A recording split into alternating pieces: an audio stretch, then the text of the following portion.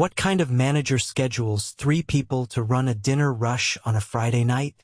Bradley Pierce leaned back in his leather office chair, glaring at the shift reports scattered across his desk. 12 stores, 12 sets of issues. But one location, store 9, kept popping up on his radar. Low morale, high turnover, complaints about long wait times, wrong orders, and slow service. The numbers weren't adding up either. Labor hours were down, but overtime was spiking. Something was off. Bradley ran his hand over his jaw. He hadn't been to that store in over a year. He'd inherited the company from his father 3 years ago, and while he'd kept the business profitable, he knew lately he'd been too focused on expansion. Too many boardrooms. Not enough boots on the ground. He glanced at the staff list from store 9. He didn't recognize a single name. Most of the employees had been hired in the last 6 months. That made it easy. He stood up, already forming a plan. He'd go in as a new hire, just another guy looking for a job. He'd wear a beard, change his posture, slap on a faded baseball cap, and keep his head down. No one would expect the owner of the company to be mopping floors or taking drive-through orders. And since store 9 was just far enough from headquarters and had gone through 3 managers in the past year, no one there had ever met him. Perfect. Bradley showed up at store 9 on a rainy Monday morning, wearing second-hand jeans, a plain hoodie, and worn sneakers. His beard was real. He'd been growing it out for a month, and he wore a fake name tag, Brian. The manager, a woman named Kelsey, looked up from her clipboard as he walked in. "You here for training?" she asked, barely glancing at him. "Yeah, Brian," he said, handing over the paperwork. "All fake, but good enough." "All right. You'll shadow the evening shift. You'll be with Tony," she said. "He'll show you the ropes." "Cool," Bradley said, keeping his voice lower than usual. Tony was already behind the counter when Bradley came out of the back. He looked around 30, lean, tired eyes, dark circles under them that hadn't come from a bad night's sleep. They were the kind you earned after months of exhaustion. He wore his cap backwards, moved fast, and had a way of talking to customers like he actually gave a damn. "You the new guy?" Tony asked, glancing over. "Yeah," Bradley said. "All right. You're on counter with me. Let's get through this." There was no small talk. Tony moved like a machine, punching in orders, tossing fries in the basket, sliding trays down the counter, thanking customers with a quick nod. He didn't slow down once. 3 hours in, Bradley's shirt was soaked with sweat. A rush of high school kids had just blown through the place, and 2 of the 3 fryers were down. Kelsey had disappeared half an hour ago. The only others on shift were a quiet teen named Maya and an older guy named Derek, who mostly stayed back near the sinks. "Is it always like this?" Bradley asked Tony during a rare lull. Tony didn't answer right away. He grabbed a mop and started cleaning up a spilled drink near the soda machine. "Worse on weekends," he finally said. "Sometimes it's just me and Maya." "Last weekend?" Kelsey called in 3 no-shows and never replaced them. Bradley frowned. "That even allowed?" Tony looked up. "You'd be surprised what gets ignored around here." By Wednesday, Bradley had seen enough to know something was wrong. Kelsey took long breaks, barked orders from the office, and rarely stepped onto the floor. When she did, it was only to scold someone, never to help. She barely acknowledged customers and treated the crew like they were disposable. Maya flinched every time she walked by, and Derek kept his eyes down. But it was Tony who caught Bradley's attention the most. The guy was always there. First one in, last one out. He never complained, never slacked. But his eyes betrayed the weight he carried. That night, after the store closed and the others had gone, Tony stayed behind to mop and wipe down the counters. Bradley stayed too, pretending to organize condiment bins. "Why are you always the one closing?" Bradley asked, keeping his tone casual. Tony hesitated, then quietly said, "Because no one else will. And someone's gotta do it." "You don't mind?" Tony gave a small shrug. "I mind. But I got bills. And a kid. My son's 5. His name's Tyler." Bradley blinked. "Wait, you're a single dad?" Tony nodded. "His mom left when he was 2. I've been doing both jobs since. My sister watches him when I'm here, but she works too. That's why I always take doubles. Gotta keep the lights on." Bradley was quiet for a beat. You ever ask for help? Tony laughed, but it wasn't bitter. Just tired. From who? Kelsey? Last time I asked to leave early 'cause Tyler had a fever, she cut my hours the next week. Said I wasn't committed. Bradley clenched his jaw. That's messed up. Tony shrugged again. It's just a job, man. I'm not expecting miracles. Just trying to make it to next month. Bradley didn't sleep that night. He lay awake in his hotel room, staring at the ceiling, thinking about Tyler, about Tony folding napkins with cracked hands, about a manager who punished a man for being a father, about employees who worked through dinner breaks while someone sat in an office doing nothing. He realized he'd been gone too long, disconnected, and this wasn't just about one store anymore. It was about fixing a system that let people like Tony fall through the cracks while others got promotions for cutting corners. Bradley checked the schedule for the weekend. He was staying in. And it was time to see how deep the damage really went. Bradley arrived early Friday afternoon, changing into his uniform in the back storage hallway before stepping onto the floor. The air smelled like fryer oil and overused mop water. Kelsey was in the office with the door cracked open, talking loudly on the phone about someone else's shift coverage. She didn't look up when he clocked in. Tony came in 20 minutes later, his baseball cap pulled low and shoulders slightly hunched. He gave Bradley a small nod as he passed, then disappeared into the back to prep the fryers. By 5 o'clock, the dinner rush had begun to build. A line curved near the door. Phones were ringing. A group of teenagers clogged the ordering counter, laughing and yelling over each other. Maya had already burned her hand on a fryer basket and was icing it while still trying to restock sauces.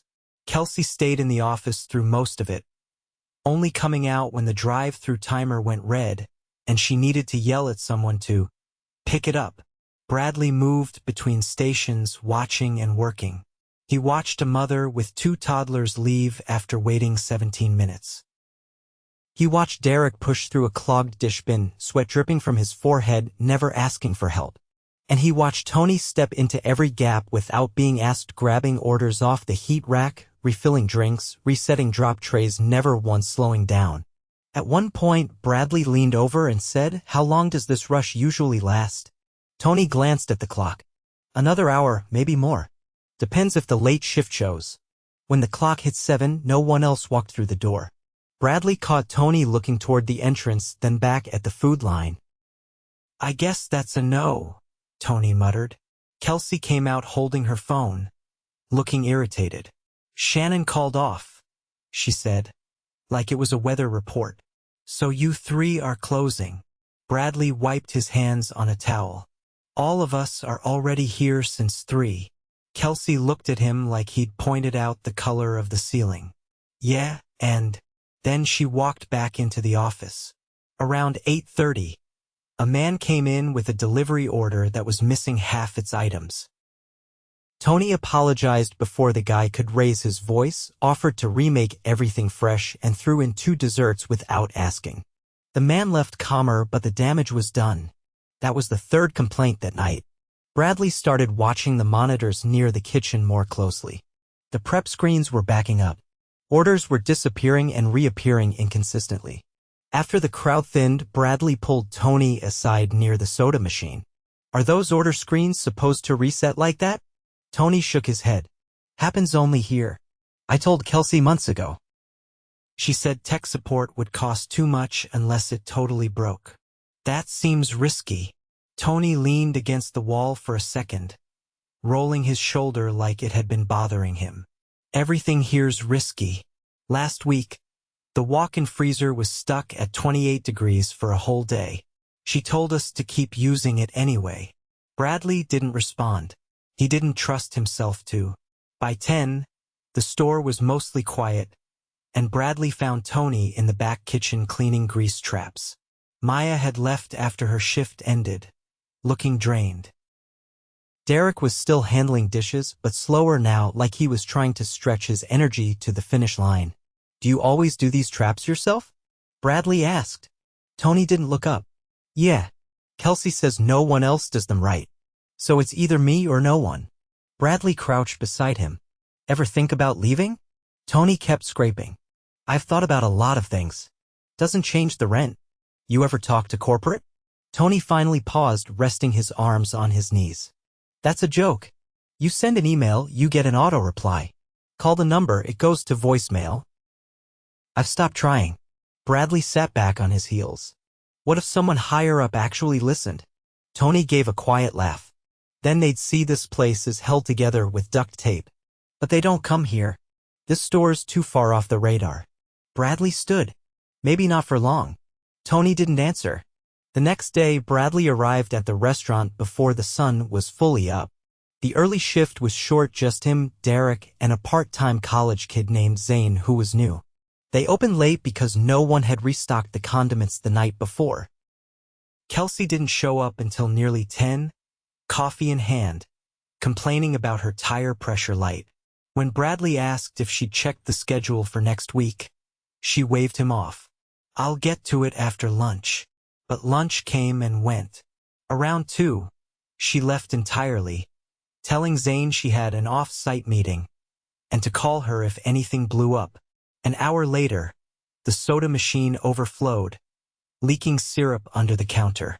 Bradley and Derek spent 40 minutes cleaning it while Zane tried to keep up with orders. Tony showed up early for his shift and jumped in without being asked. When Kelsey returned near 5, she looked surprised to find the issue already handled. You didn't call, she said, looking at the dry floor. Tony didn't look up from the fryer. Didn't need to.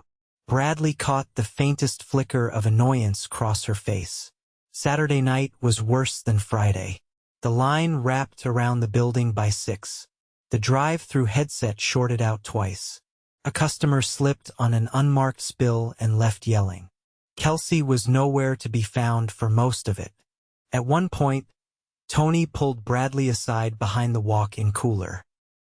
I don't know how much longer I can do this, he said quietly, eyes scanning the kitchen. I'm trying to hold it together, but this job's eating everything. I barely see Tyler awake anymore. Bradley looked at him, then said, What if you weren't just holding it together? Tony looked confused. What do you mean? But before Bradley could answer, a crash echoed from the fryer station. Zane had dropped a tray of nuggets, and hot oil had splattered onto his forearm. Bradley rushed over as Zane tried to hide the pain, holding his arm under cold water. I'm fine, he kept saying, but his voice trembled. Kelsey finally emerged from the office, annoyed. Oh, come on, she muttered. It's a minor splash. You can still run orders. Bradley turned to her. He needs to fill out an incident report and get seen if it's a burn. Kelsey rolled her eyes. We don't send people out for stuff like this. Corporate doesn't reimburse it unless it's over a certain threshold. Bradley stared at her. What? Look, I've been doing this 5 years. You don't pay for every paper cut and singed finger or you'll go broke, she said. Tony was standing behind him now, expression unreadable. Bradley said nothing. He walked over to Zane, gently took the tray from his hand, and said, Go sit down. I've got it. When the night finally ended, Tony lingered in the lot with Bradley, leaning against the side wall while the others filtered out. His face looked heavier than it had all week. I'm sorry about earlier, he said. I shouldn't have dumped all that on you. You didn't dump anything, Bradley said. You just told the truth. Tony looked away for a moment, then back. You're different from most of the guys who come through here. You actually pay attention. Bradley hesitated. Tony, he said, I need to tell you something. Tony looked at him, curious. I'm not Brian. My name's Bradley Pierce. I own this company. The silence that followed was absolute. Tony blinked once, then again. What? I came undercover because I had too many questions and not enough honest answers. I didn't know what I'd find, but I didn't expect this. Tony took 2 steps back like he needed space to recalibrate. You're the guy at the top? Bradley nodded. Tony looked at the ground for a long moment. Then you've seen it all now. I have, Bradley said. And I'm not leaving it like this. Bradley didn't sleep after the reveal. He sat in his car outside the store long after Tony had gone, watching the reflection of the flickering neon sign in the side mirror. The silence around him felt louder than the chaos inside had. For the first time in years, he felt the full weight of what he'd built and what he'd neglected. The next morning, he arrived before sunrise and waited in the back lot. He wasn't scheduled and he wasn't wearing the Brian uniform. He wore dark jeans, a collared shirt, and a jacket with the company's logo stitched over the chest. When Kelsey arrived just after 7, she paused at the sight of him leaning against the wall. "You're not supposed to be here this morning," she said, unlocking the door. "I know," Bradley replied, stepping forward. "I'm not here as an employee." She looked confused, then wary. "Then why?" "I'm Bradley Pierce," he said, "owner of this company." Kelsey's face went pale, and for a moment, neither of them moved. "I've been working here all week," Bradley continued. "Undercover. I've seen everything I need to." She opened her mouth, but he held up a hand. "Not here. We'll talk later." Inside, the kitchen lights buzzed on. Derek was already in the back, tying his apron without looking up. He barely reacted when Bradley greeted him, just gave a nod and kept moving. The man had been in quiet survival mode for so long, anything beyond that seemed foreign. Bradley waited until the rest of the morning crew arrived. Then he stepped into the office and called in a regional manager, someone he trusted who'd been with the company since before his father passed. They met in the back, out of view from customers. "I need you on the floor here for the next month," Bradley said. "Full time. No remote check-ins. I want you watching, listening, learning." The manager, a quiet man named Ellis, didn't ask questions. He just nodded. "I want a full report. Daily. Not just numbers, behavior, treatment, workflow. And I want video footage reviewed from the last 4 weeks. Start with the dates I give you." Once Ellis was briefed, Bradley waited until Kelsey came into the office to check the register drawer. She didn't say anything at first, just glanced at him like she hoped he'd disappear. He didn't. "You've had multiple staffing failures, ignored safety procedures, and overridden system alerts," he said. "I've seen it myself.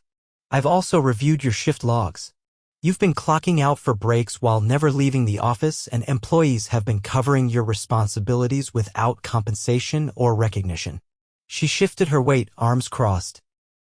"This store is understaffed and underfunded. I've done what I can to keep it running." "You've kept it barely functional by burning out your best people," Bradley said.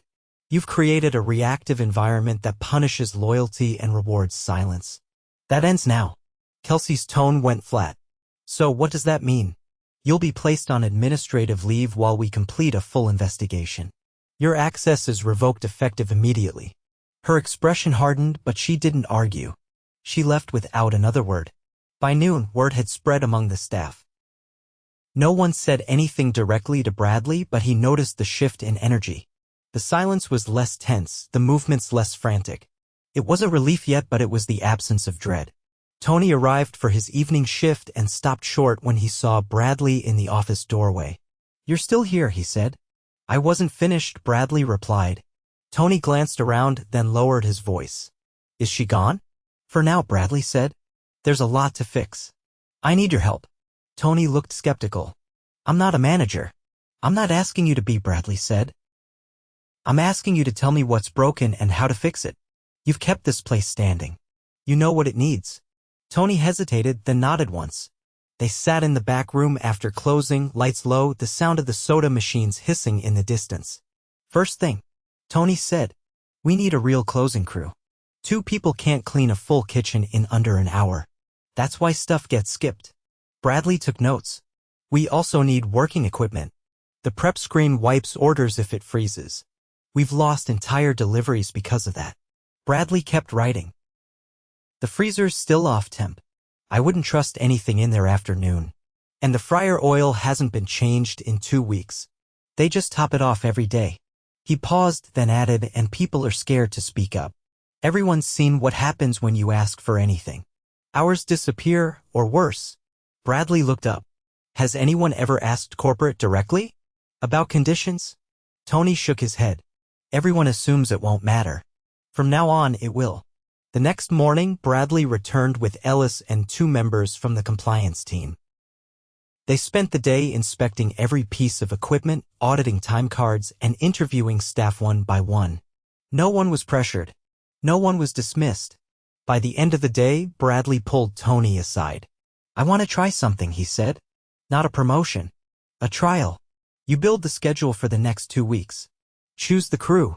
Rotate the responsibilities. I'll sign off and Ellis will support you.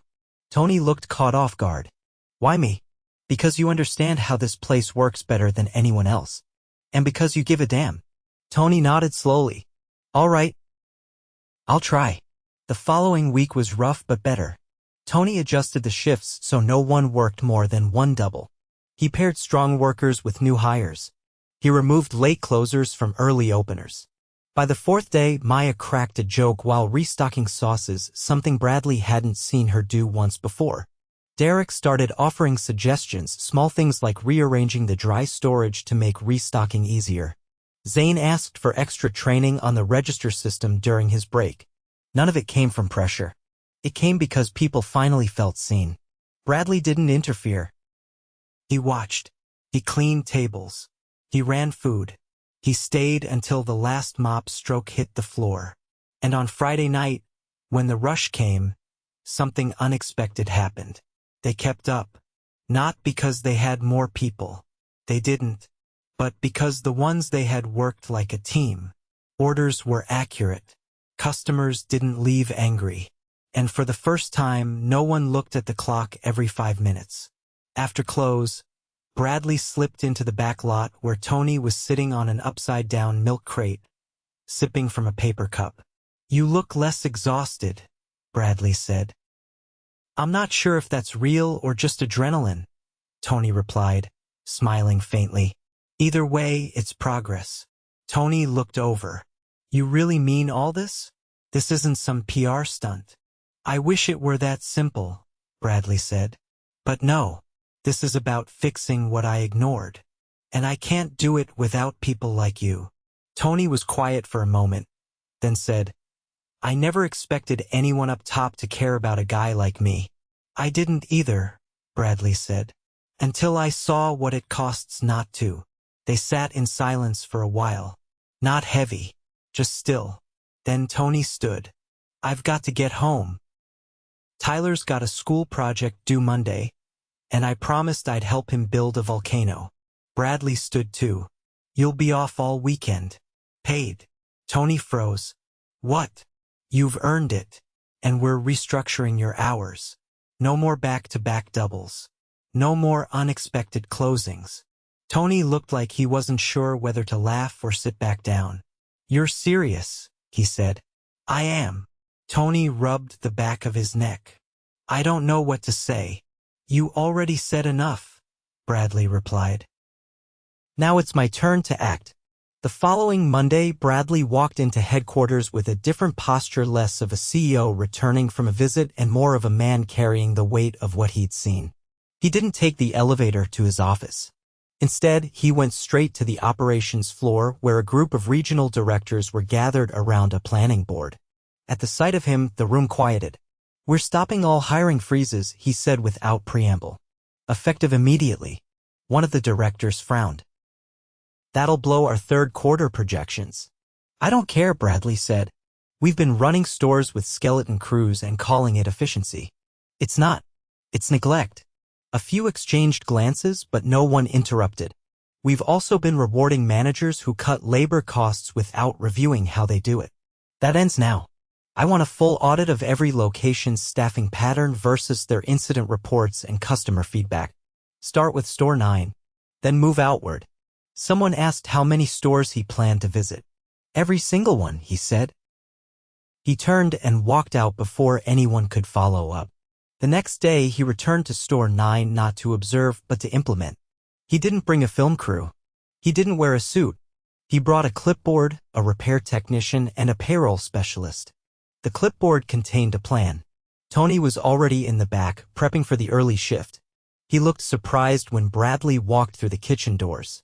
"I thought you'd be back at headquarters," Tony said, wiping his hands on a towel. "I was.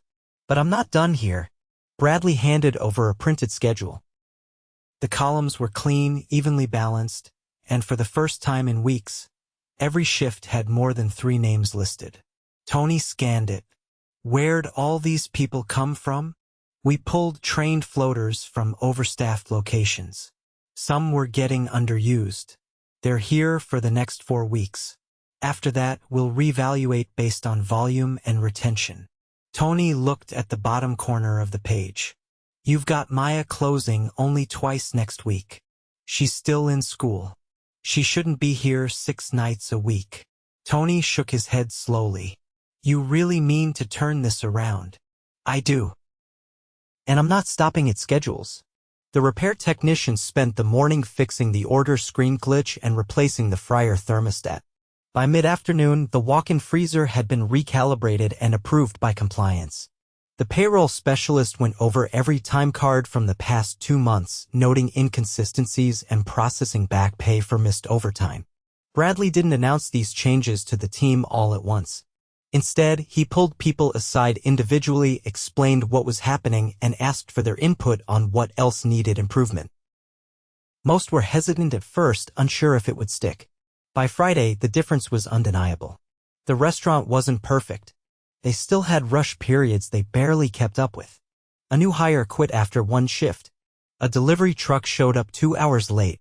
But something else had shifted, something deeper than logistics. The crew didn't look like they were bracing for impact every time the door chimed. Bradley stood near the soda machine late that night, watching Tony clean the counter, slower than usual. "Not tired, just not rushing for once." "I talked to your sister earlier," Bradley said. Tony looked up. "She called the store?" "No, she emailed. She heard about the changes. Said she was shocked." Tony gave a quiet laugh. "Yeah, well, she's been watching me fall apart for a while. I think she assumed it was just how things had to be." Bradley leaned against the counter. "I set up a scholarship fund for employees' children. It covers tutoring, school trips, basic supplies. Nothing flashy, but it's a start. Tyler's eligible. You should apply." Tony blinked. "You're serious?" "I've already approved the first round. I just need his school info." Tony nodded slowly. "He's been asking for a science kit. Wants to build circuits. Then let's make sure he gets it." They stood in silence for a moment, the kitchen behind them humming with the low sound of dishwater and the occasional scrape of metal. "You know," Tony said finally, "when you first showed up, I thought you were just another guy passing through. We've had a lot of those." "I know," Bradley said. "And I let it happen. I built something and stepped away before it was ready to stand on its own." Tony looked over. "You think the other stores are like this one?" "Some are better. A few worse. But that's not the point. The problem isn't how bad they are, it's that I didn't know." Tony nodded once, then turned back to the counter. "You're here now." That night, Bradley called a company-wide meeting. Not in a conference room, but streamed live from Store 9's break room, with a webcam balanced awkwardly on a shelf above the microwave. Employees from across the region watched as he addressed them directly. "I went undercover because I stopped trusting the reports. And what I found forced me to face what I've been ignoring. We ask a lot from you: long hours, hard shifts, unpredictable customers. And we've given you too little in return." He paused, letting the silence settle. "That changes now. We're restructuring management training, increasing shift support, and setting up a direct feedback line that goes to my office, not through 3 layers of filters. If you see something wrong, I want to hear it." He didn't offer applause lines. He didn't promise perfection. He promised presence. Over the next 2 weeks, Bradley kept showing up not just at Store 9, but at locations across the region. He scrubbed grills, took inventory, listened to complaints without making excuses. At each store, he asked one question: what would make your job sustainable, not just survivable? The answers were rarely about money. They asked for working equipment, respectful schedules, fair treatment when emergencies happened. They asked for transparency. They asked to be heard. Bradley made it his mission to make sure they were. Back at Store 9, things didn't become easy, but they became manageable. Maya started training new hires. Derek asked to take on early prep shifts instead of closing. Tony began leaving by 9 on most nights, and once he brought Tyler by after school. The boy stared wide-eyed at the kitchen, then told his dad he wanted to invent a better drive-through system when he grew up. Bradley watched them go that evening, Tony with his hand on Tyler's backpack strap, walking toward a car that looked like it had seen better years but still ran. He didn't stop them. He just stood by the door, nodding once when Tony glanced back. Inside, the crew finished wiping down the counters. The lights buzzed overhead. A stack of clean trays waited on the shelf. It was still just a restaurant. But now, it was one that worked because people were finally allowed to care about the food, about each other, about their lives outside the uniform. Bradley didn't need to go undercover again. He knew where to look now. And more importantly, he knew to keep looking. Because the difference between a paycheck and a job worth keeping wasn't always big. Sometimes it was just someone showing up and refusing to look away.